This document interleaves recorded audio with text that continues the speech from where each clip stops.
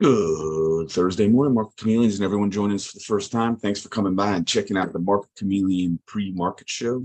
This man, Mitri Parkmonic. How you doing, D? Hey, Will, how's it going? Good. You want to start with the disclaimer? Yep. Good morning, everyone. Before we get started, keep in mind, Will and I, Market Chameleon, we're not a registered investment advisor. We're not a broker dealer. We're not telling you what to do. We're just sharing ideas. If you need advice, call your registered investment advisor, call your broker. That's what they're there for, to give you advice, provide you with guidance. There's the disclaimer. Excellent. I'm going to share my screen. And while I'm doing it, for anyone joining us for the first time, quick note, Will and I, we do this show in the morning to try to help answer any questions you have about the Market Chameleon tools, the data or analytics. If you want to come on the show and ask your question live, we provide a link to Zoom. You could, if you click, it's on that YouTube chat box. Click on it. It takes you over to Zoom. Once you log into Zoom, there's a little button, raise your hand, click on that. You could ask your question directly. If you prefer to type your question, just type your question into that live chat box on the side of your screen. Will's watching it, he'll read them back to me. And while we give it a couple minutes for more people to join us and for anyone to give them a chance to put in their questions, we'll start out taking a look at the pre-market report, see if we could get insights on stocks trading in pre-market hours, and then we'll go to the questions. Okay, so let's start out with the pre-market report. And these are stocks trading in pre-market hours. We have a list of our most active stocks, our biggest percentage gainers, biggest percentage decliners. I see so far 76 stocks that are trading in pre-market hours and met our thresholds, made the percentage gainers list. 33 are on the decliners list. So right now, from this perspective, we're looking like we're setting up for a more bullish bias or bullish sentiment in the morning. We could also scroll up here. There's this calendar view that allows you to go back days to see what happened in the pre-market hours. Today, we're August 10th, so we're still in the pre-market hours, but this is what's happening so far from the high level. We have 448 stocks that are trading in pre-market hours higher than the previous day's close, 208 stocks lower. As far as volume goes, there are 165.7 million shares that are trading on up volume versus 48.4 million trading on down volume. And if we convert the volume, those shares to dollar value, dollar paid, $2.2 billion worth of stock trading higher versus 537.5 million dollars worth of shares trading lower. So this also kind of indicates so far a bullish sentiment at the open. Okay.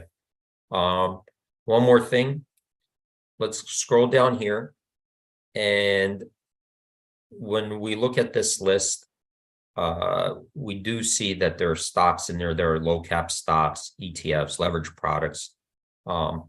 And this list are stocks that are trading at pre-market hours, but as long as if it's any security that's listed on a major US exchange, if it meets certain volume and price and activity thresholds that we set, then it could make this list. And to narrow it down to a smaller group of stocks, we could use the filters here above. And if you prefer, if you have your own watch list that you set up, you can filter it by your unique watch list. Or let's take one of these other filters here. I'm going to use this one in ETF. And when I drop it down, we get a list of ETFs to choose from. Some of them are sector ETFs, some are broad-based, and we're going to use this one, SPY, which is the broad-based ETF, S&P 500 ETF. When we click on that, the list below will get filtered by, or you know what, let me refresh my screen. I had it up for a while. So I think I'm going to refresh it to get the latest. And then come down here.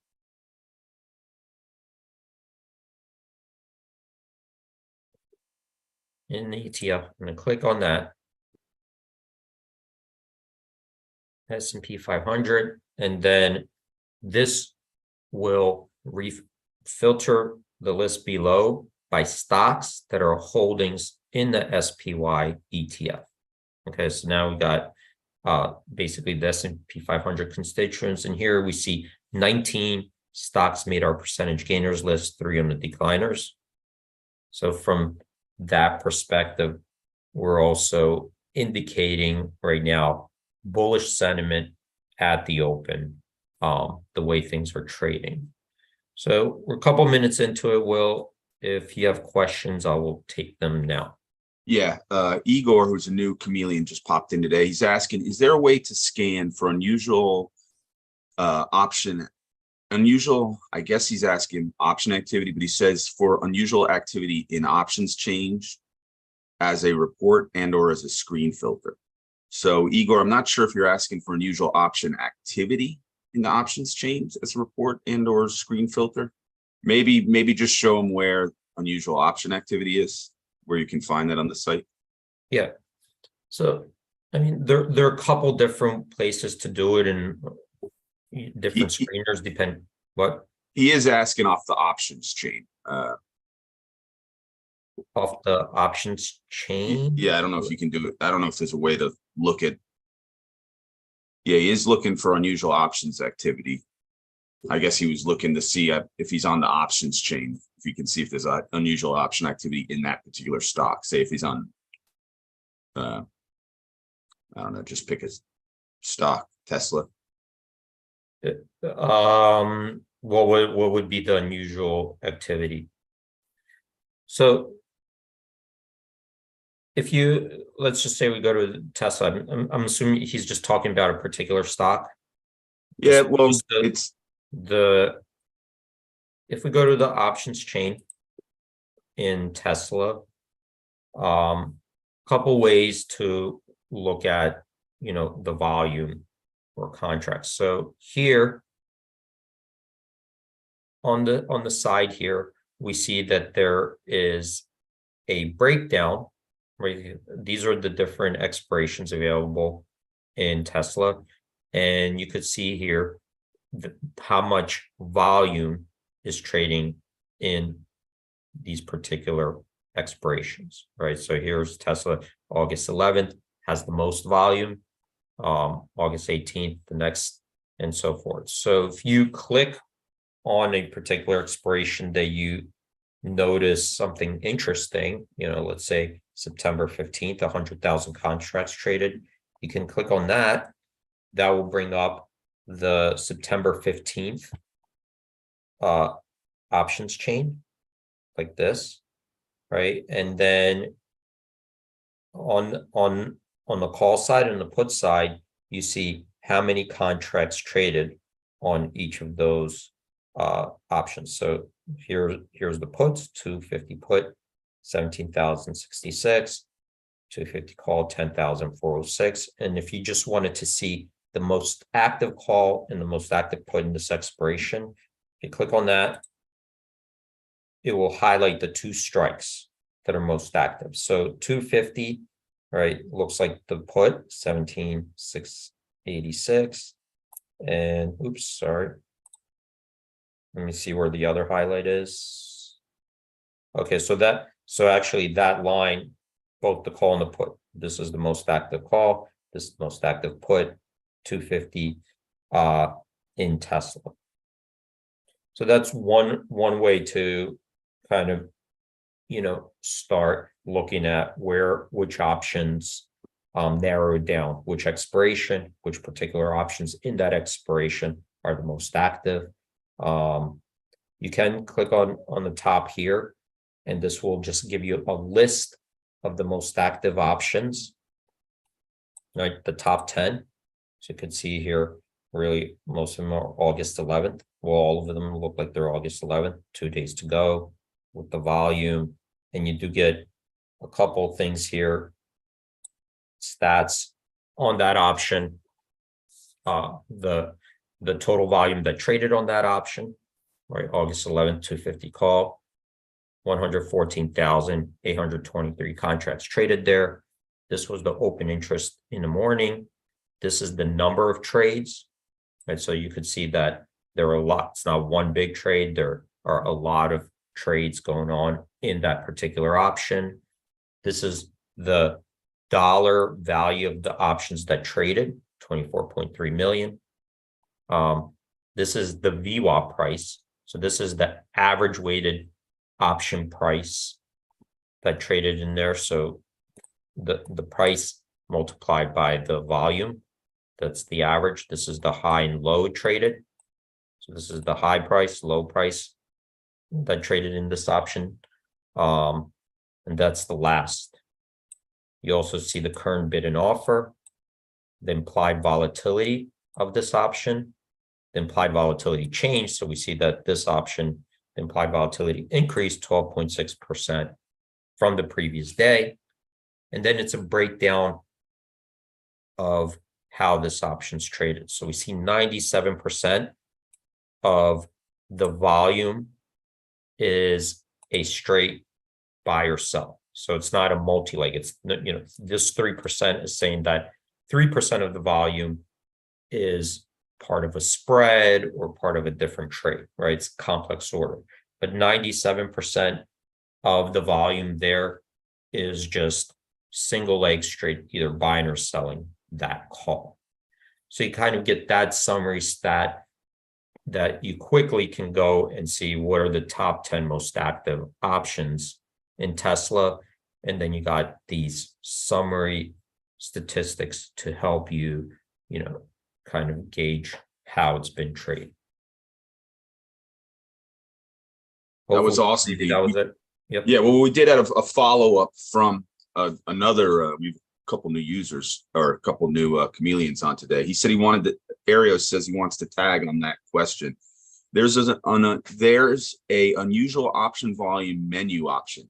Can you please cover how to navigate to it and look at it for, you know, potential trade ideas or how you look at it? So under options right here, unusual option volume. So this is a list of, okay, up here you do have a calendar. So right now we're on August 9th. This is yesterday's report. We're not open yet. So there's no, so far there's no options trading today. Options don't start trading until after, you know, regular trading hours. But this is yesterday's report, August 9th. And when we come down here, we get, you know, a full list of stocks that had an unusual volume. And what do we mean by unusual is that it is more than your average daily volume. Okay, so here in PLTR, right, Palantir, we see that yesterday there are 643,316 options that traded in Palantir. Its average daily volume is 359,876. So we could see that that's 1.8 times the average daily volume. So that's why it's unusual. There's more than you typically see on average. And so we don't know yet what's going on, right? We don't have any idea, but this is the first step is like, okay, there's a lot of volume. There's interest in it more than we typically see, right? That's all we know right now. And we know by the magnitude of it, right? 1.8 times its average daily volume. So that's so far the first thing that comes out.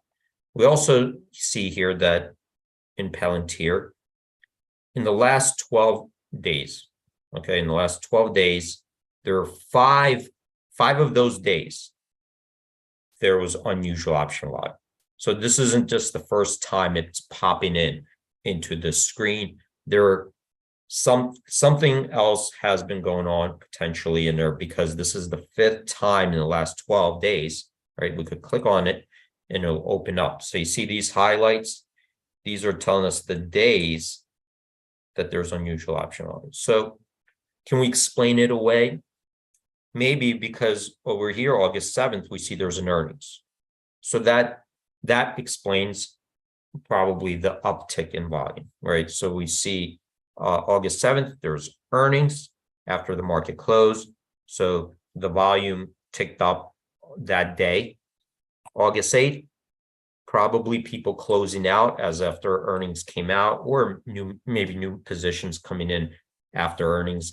But that kind of explains those days. Here, July 28th, there was an expiration.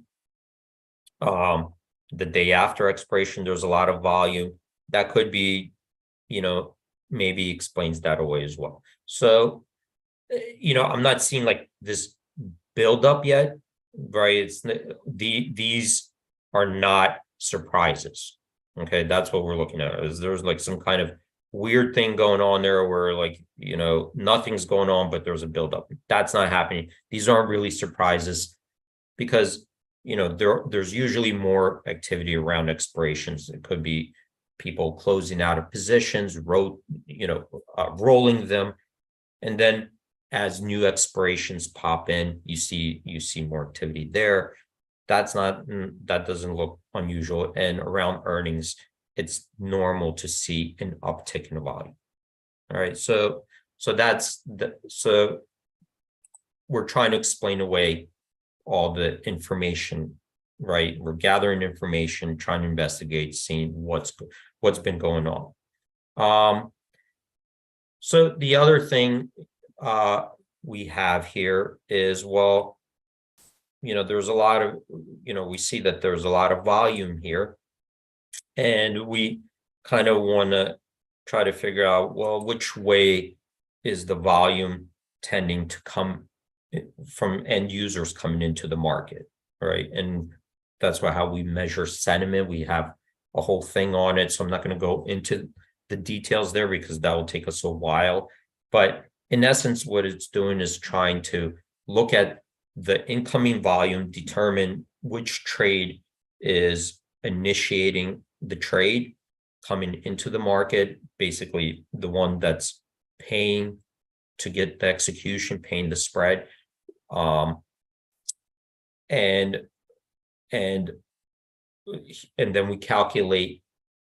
convert that volume to a delta volume. Well, how much delta is end users buying or selling on balance? Okay, so on balance, yesterday it looked like there's a net 1 million deltas on balance selling, or bearish, we'll say, more negative delta than positive delta. That's why it would be more bearish deltas coming in. And it could be profit taking, whatever, but that's how it's, it could be buy right. People are buy writing, they're selling calls, but the act of selling calls is selling delta. So we don't know yet. We're just looking at it from a high level. We'd have to go and look at more details. The other thing we could look at, well, what did the price do yesterday? Or the price, because we're closed, this is what happened yesterday. It was down 10.5%. Here, we list any potential catalyst that could be going on, either upcoming catalyst or maybe recent catalyst that could explain away an uptick in volume. So here we listed that there was August 7th earnings after the market closed. So that could be a potential catalyst for the uptick in the option volume, right? So what we're looking for is, okay, there's a lot of more option volume than usual. Can we reasonably explain why that's happening? Okay, and what we think is happening. The implied volatility in the 30-day IV, if we benchmark the implied volatility to the monthly, we see that it's trading right now 61.8 vol. It was a slight uptick in that, but it's trading in the 50th percentile rank, meaning that it's right in the middle where it usually trades. So the implied volatility is not indicating any kind of fear or any type of big demand and premium that's making them expensive, right? So it's not based on like any fear or anything. It's like right in the 50th percentile rank. All right. So those are a couple things that we're filtering out the unusual option volume, but also trying to paint the picture of what we think is happening and why is there unusual option volume, right? So we could kind of explain it away. The other thing we could do is just look at a breakdown of how that volume traded. So, for example, in Palantir, if we break it down by call and put volume, we see that in the calls, most of the volume was in at the money, okay? And some of it was out of the money wings, but most of it was in at the money options, which is kind of typical. This is kind of what you typically see, kind of, distribution. Put volume, kind of same thing. Most of it were in the at the monies, some out of the money wings, very little in the monies. As far as dollar value, we see the majority of the dollar volume was at the money calls, 22.3 million. Then, at the money puts 10, or in the money puts, and then at the money puts. As far as the number of call trades versus number of put trades, so what this is giving us is, well, when we see all this volume, is it coming from a lot of trades? Is it coming from a few trades, right? So if we saw only, one trade here, one trade there, that would mean that all this volume just happened through one big trade, right? There's a huge trade and it was put up. But in Palantir, we see that there's a lot of trade, a lot of activity, right? It's not just, one block trade or one big spread. It's a lot of interest and activity probably coming in from, many different investors, many eyes on it, because we see 43,990 trades in the calls, 27,806 individual trades in the puts. All right. And the percentage the percentage of calls versus puts, 60% of them were calls, 40% were puts, and the dollar value, $31.5 million in calls, $23.3 million in puts. So just analyzing Palantir, yes, it was unusual option volume. Given the circumstances that there's just the recent earnings, stock looked like, it was down yesterday, right? So that could also be a catalyst for more option trading. Given these circumstances, doesn't look like anything that is that unexpected, right? So we could take a look, that's what it is. The first thing, okay, yes, there is unusual option volume, but let's go through the other metrics, benchmarks, to see, is there anything else unusual that stands out? Given the fact that there's a recent earnings, maybe there's news yesterday, it was down 10.5%. That's another thing to look at. So far, we don't see any other upcoming events. The implied volatility is right in the 50th percentile rank. So it doesn't indicate that there's,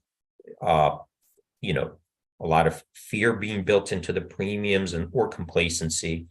The breakdown in the way the volume is distributed looks pretty normal, right? We don't see we don't see a huge bias towards out of the money wings, right? We don't see that. We don't see any concentration in a particular part of the, in calls or puts or at the money or in the money. They're pretty well distributed.